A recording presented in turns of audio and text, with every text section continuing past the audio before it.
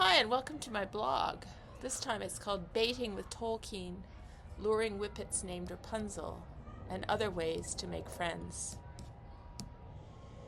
Not gonna lie, at 58 I find myself starting over again socially.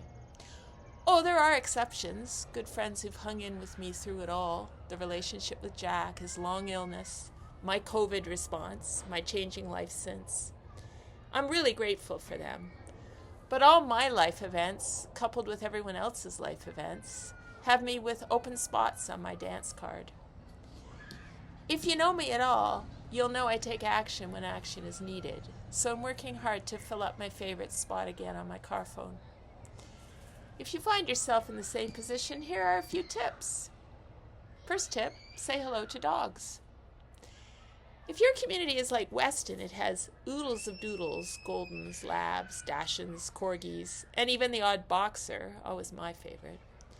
Dogs, like people, aren't always in the mood for conversation, but if they catch my eye, I always say hello. To the dog, you understand. It makes up for all the dogs I couldn't greet when my own dogs were barking their heads off at their canine neighbors. Once I've broken the conversational barrier with the dog, the owner sometimes follows. I've made dog friends named Neo, Riley, Bruno, Teddy, Henry, Owen, and Billy, may he rest in peace. When you meet a whippet named Rapunzel, however, you know you have to befriend her and the owner, which I have. Second tip, speak to people on the Raymore Bridge. This is pretty specific advice to Weston. But when you've got an iron pedestrian bridge where people stop to marvel at nature, it is a perfect place to strike up conversation. I've met a 20-something PhD student with a shared interest in birds of prey, an elderly Indian man who referred to two birds as tall white and short black, which I thought much more useful than egret and cormorant, although he wrote down the real names to add to his English vocabulary.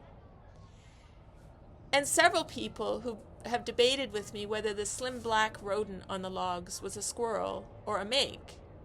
Clearly a mink, if you ask me, based on its girth, the lack of bushy tail, and its proximity to the water.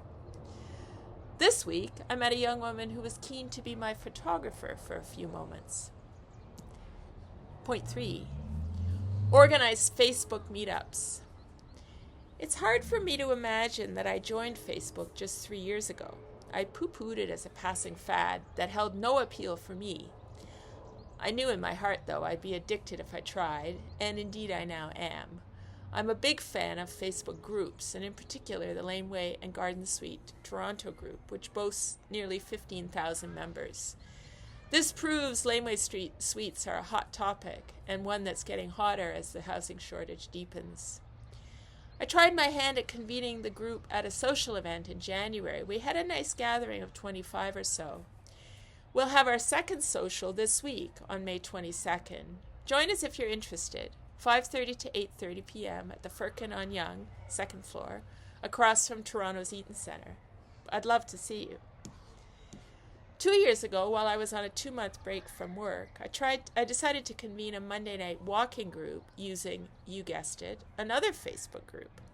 At its height, a dozen people attended to ramble through the streets and parks of Weston without agenda, chatting about this and that.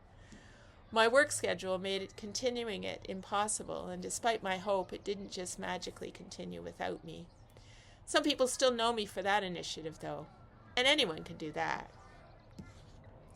Third point, go to community suppers, theaters, and community concerts. When Rapunzel's owner made me aware that people in the live-work artist spaces at Weston Common were co-hosting a potluck dinner with the Crossroads Theatre artistic director, I could not have been happier.